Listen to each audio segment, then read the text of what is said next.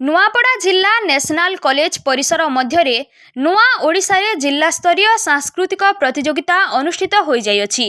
मुख्य अतिथि रूपे अतिरिक्त जिलापाल भीमसेन सबर जोगदे छात्र छात्री मध्य प्रतियोगिता द्वारा तांको रुचि एवं आग्रह सृष्टि होइथाय बोली मत व्यक्त करथिले।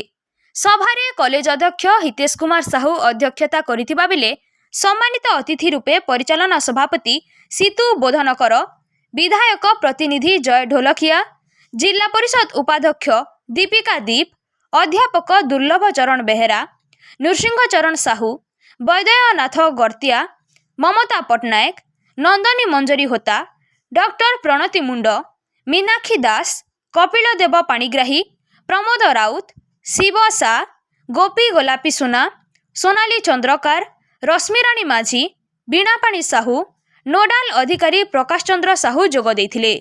तर्क, चित्रांकन, गीत, दलगत गीत, नृत्य, दलगत नृत्य, अभिनय, एकांकिका भली अनेक प्रतियोगिता अनुष्ठित होइछि। नुआपड़ारू बीरबल प्रधानक रिपोर्ट, कलिंग टीवी 24।